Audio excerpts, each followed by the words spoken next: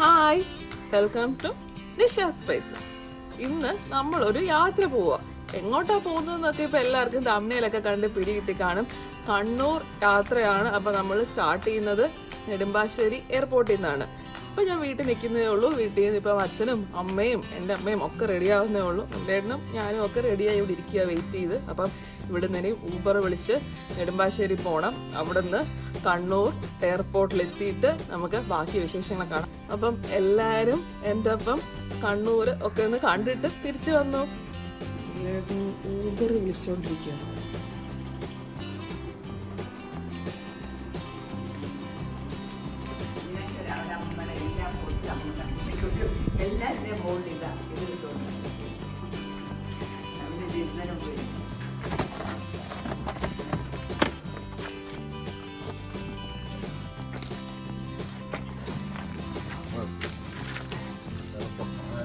ഈ കാണുന്നതാണ് Nedumbassery international airport.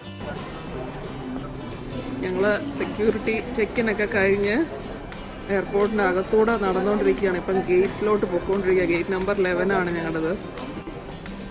ആദ്യമായിട്ടാണ് ഞാൻ ഈ ഡൊമസ്റ്റിക് ടെർമിനലിൽ വരുന്നത്, കൊച്ചിൻ എയർപോർട്ടിൻ്റെ.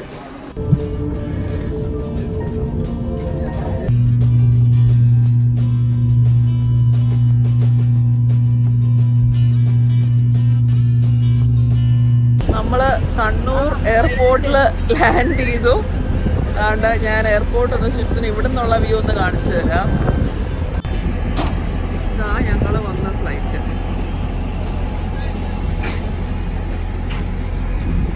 ഞങ്ങളൊരു ടാക്സി നേരത്തെ പറഞ്ഞ് അറേഞ്ച് ചെയ്തിട്ടുണ്ടായിരുന്നു. അപ്പോൾ ഇപ്പം ടാക്സിയിൽ കയറി ഞങ്ങൾ താമസിക്കുന്ന ഹോട്ടലിലോട്ട് പൊയ്ക്കൊണ്ടിരിക്കുകയാണ്. കണ്ണൂർ എയർപോർട്ട് ഇരിക്കുന്നത് മട്ടന്നൂർ എന്ന് പറഞ്ഞൊരു സ്ഥലത്താണ്. അപ്പം അത് ടൗണിൽ നിന്നൊക്കെ നല്ല വിട്ടിട്ടാണ്. ഏകദേശം 45 മിനിറ്റോളം എടുക്കും ടൗണിലെത്താൻ എന്നാണ് ഞങ്ങളുടെ ഡ്രൈവർ ചേട്ടൻ പറഞ്ഞത്. അങ്ങനെ അവസാനം താമസിക്കുന്ന ഹോട്ടലിലെത്തി. ഏകദേശം 1-1.25 മണിക്കൂർ എടുത്തു. കണ്ണൂർ ടൗണൊക്കെ കയറിയപ്പോഴത്തേക്കും ഭയങ്കര ട്രാഫിക് ജാം ആയിരുന്നു. സമയം ഇപ്പോൾ 2:10. ഞങ്ങൾ വിശന്നൊരു വഴിയായിരിക്കുകയാണ്. ഞാൻ റൂമിൽ ചെന്ന് ലഗേജൊക്കെ വെച്ചിട്ട് ഫുഡ് കഴിക്കാൻ പോകാം വിചാരിച്ചിരിക്കുവാണ്. റെയിൻബോ സൂട്ട്സ് എന്ന് പറഞ്ഞിട്ട് ഞങ്ങൾ താമസിച്ച ഹോട്ടലിലെ റെസ്റ്റോറൻ്റ് ആയത്. ഉച്ചയ്ക്ക് 2 മണി ആയതുകൊണ്ടാണോ എന്ന് അറിയത്തില്ല, മീൽസ് ഒന്നും ഇല്ലായിരുന്നു. പിന്നെ ഫ്രൈഡ് റൈസും ന്യൂഡിൽസും ഒക്കെയാണ് കഴിച്ചത്. വൈകിട്ട് അമ്പലത്തിൽ പോകേണ്ട കാരണം വെജിറ്റേറിയനേ കഴിച്ചുള്ളൂ കേട്ടോ. ഞങ്ങൾ റൂമിൽ വന്ന് കുളിയൊക്കെ കഴിഞ്ഞ് ഇപ്പം ഇറങ്ങി. റൂമിൽ ഭയങ്കര ധൃതിയായിരുന്നു. ഡ്രസ്സ് മാറി കുളിച്ച് ഇറങ്ങാനുള്ള സമയം ഉണ്ടായിരുന്നുള്ളൂ. ഇപ്പം ഞങ്ങൾ അമ്പലത്തിലോട്ട് പോയിക്കൊണ്ടിരിക്കുക. ടൈം 5 മണി ആയിട്ടുണ്ട്. 2 അമ്പലങ്ങളാണ് ഇന്ന് പ്ലാൻ ചെയ്യുന്ന. അമ്പലത്തിന് വെളിയിൽ ചെന്നിട്ട് ഞാൻ അതൊന്ന് ജസ്റ്റ് ഒന്ന് കാണിക്കാം. ഇതാണ് പറശ്ശിനിക്കടവ് മുത്തപ്പൻ ക്ഷേത്രം.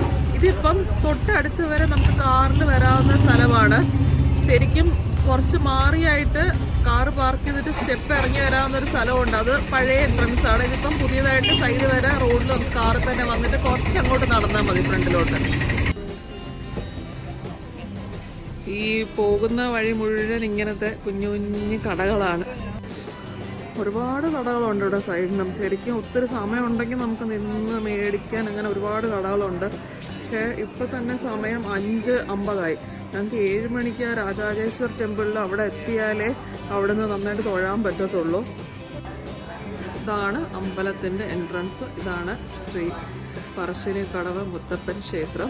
ഈ പറശ്ശിനിക്കടവ് ക്ഷേത്രത്തിൽ പ്രസാദ കൂട്ടുണ്ട്. ഉച്ചയ്ക്കാണെങ്കിൽ ഊണ് കിട്ടും. ഇപ്പം ഞങ്ങൾ ചെന്ന സമയത്തൊക്കെ ആണെങ്കിൽ ചായയും പയർ പുഴുങ്ങിയതും ഒക്കെ ആയിരുന്നു. ഇതാണ് വളപട്ടണം പുഴ. പറശ്ശിനിക്കടവ് ക്ഷേത്രത്തിൻ്റെ തൊട്ട് സൈഡിലായിട്ടാണ് ഈ പുഴ. അപ്പം ഈ മഴയൊക്കെ പെയ്തപ്പോഴത്തേക്കും ഈ പുഴ കര കവിഞ്ഞൊഴുകി ക്ഷേത്രത്തിൻ്റെ ആ 3/4 ഭാഗത്തോളം മുങ്ങിയെന്നാണ് കേട്ടത്. അപ്പോൾ മഴയൊക്കെ പെയ്യുന്നതിൻ്റെ തൊട്ട് മുമ്പത്തെ ആഴ്ചയായിരുന്നു ഞങ്ങൾ അവിടെയൊക്കെ പോയത്.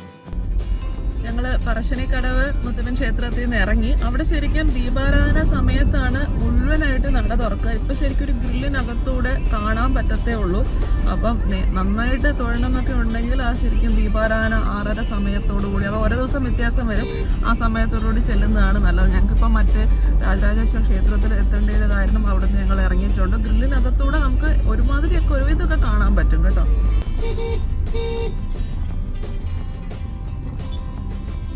ഇതാണ് ശ്രീ രാജരാജേശ്വര ക്ഷേത്രം.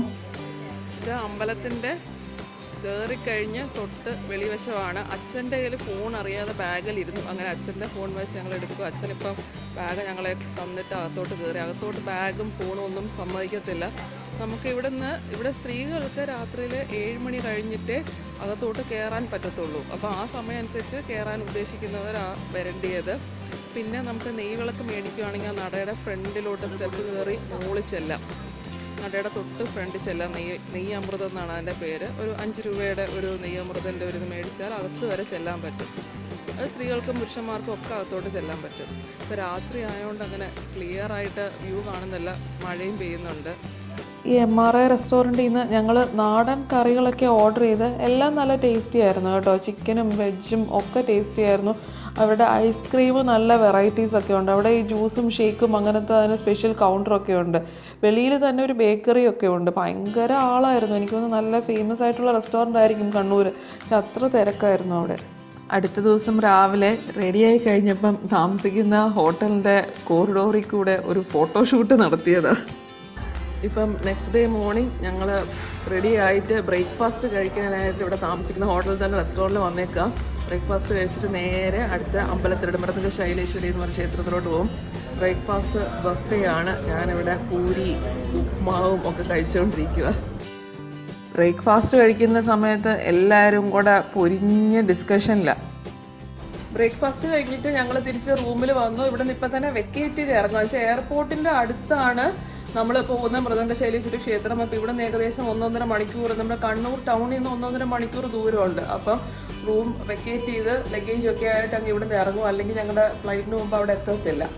റെയിൻബോ സൂട്ട്സ് എന്നാണ് ഈ ഹോട്ടലിൻ്റെ പേര്. അത്യാവശ്യം കുഴപ്പമില്ലാത്ത ഹോട്ടലിനെ പറയാൻ പറ്റുള്ളൂ. ഇതാണ് മുഴക്കുന്ന് ശ്രീ മൃദംഗശൈലേശ്വരി ക്ഷേത്രം. ഇത് ക്ഷേത്രത്തിൻ്റെ വെളിയിൽ സൈഡിൽ കൂടെ ഉള്ള എൻട്രൻസിൽ കൂടെയാണ് ഞങ്ങൾ കയറിയത്. ഇപ്പോൾ വെളിയിൽ നിന്നുള്ള വ്യൂ ആണിത്. ഇതാണ് മൃദംഗശൈലേശ്വരി ക്ഷേത്രത്തിൻ്റെ മുൻവശം. ഇത് പണ്ടുകാലം മുതൽക്കേ ഉള്ളൊരു ക്ഷേത്രമാണ്. ഇപ്പോൾ റീസെൻ്റായിട്ടാണ് ഇത് ഡെവലപ്പ് ചെയ്ത് വരുന്നത്. അപ്പോൾ കുറേ പണിയൊക്കെ അവിടെ നടക്കുന്നുണ്ട്. ഉച്ചയ്ക്ക് ഏകദേശം ഒരു 11:30-12 മണി വരെയൊക്കെ നട തുറന്നിട്ടുണ്ടാവും മിക്ക ദിവസവും. ഞങ്ങൾ പോയ ദിവസവും രാവിലെയൊക്കെ നല്ല മഴയായിരുന്നു. അപ്പോൾ അമ്പലത്തിൻ്റെ ചുറ്റുവട്ടമൊക്കെ നല്ലപോലെ വെള്ളം കെട്ടി കിടപ്പുണ്ടായിരുന്നു. മൃദംഗശൈലേശ്വരി ക്ഷേത്രത്തിൽ നിന്ന് ഞങ്ങൾ ഇറങ്ങി. ഇപ്പം സമയം 1 മണിയായി. ഞങ്ങളുടെ ഫ്ലൈറ്റ് 4:45 ഉള്ളൂ. അപ്പോൾ ഇപ്പോൾ ലഞ്ചും കൂടെ കഴിച്ചിട്ട് എയർപോർട്ടിലോട്ട് പോയാൽ മതി എന്ന് വെച്ച് ഇവിടെ റെസ്റ്റോറൻറ്റിൽ കയറി. രാരാസ് എന്ന് പറഞ്ഞ റെസ്റ്റോറൻറ്റ്. കണ്ണൂരുകാരുടെ ഫുഡിനെ പറ്റി പറയാതിരിക്കാൻ പറ്റത്തില്ല കേട്ടോ. ഞങ്ങൾ ഈ റെസ്റ്റോറൻറ്റിൽ നിന്ന് അവരുടെ ഒരു സ്പെഷ്യൽ ചിക്കൻ ഫ്രൈ ഓർഡർ ചെയ്തു. സൂപ്പർ ടേസ്റ്റ് ആയിരുന്നു കേട്ടോ. ഈ രാരാ റെസ്റ്റോറൻറ്റിൽ ആരെങ്കിലും പോവുകയാണെങ്കിൽ ആ ചിക്കൻ ഫ്രൈ മിസ്സാക്കരുതേ. ഉച്ചയ്ക്കത്തെ ലഞ്ചും കഴിഞ്ഞ് ഞങ്ങൾ വീണ്ടും കണ്ണൂർ എയർപോർട്ടിലെത്തിയേക്കാണ്. അതിനെ തിരിച്ച് എറണാകുളത്തേക്കുള്ള യാത്ര. ഇതാണ് കണ്ണൂർ എയർപോർട്ടിൻ്റെ ഡിപ്പാർച്ചർ സൈഡിൻ്റെ ഇൻറ്റീരിയർ. നല്ല രസമുണ്ട്. ഭയങ്കര വലിയ എയർപോർട്ടാണ്.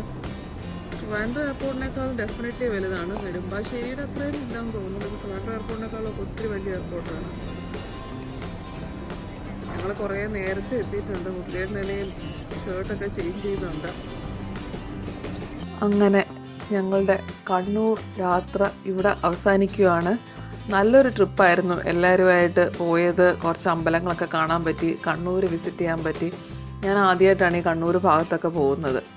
അപ്പം ശരി, ഈ വ്ളോഗ് നമുക്കിവിടെ അവസാനിപ്പിക്കാം. അടുത്ത പ്രാവശ്യം പുതിയൊരു വീഡിയോ ആയിട്ട് കാണാം. ബൈ.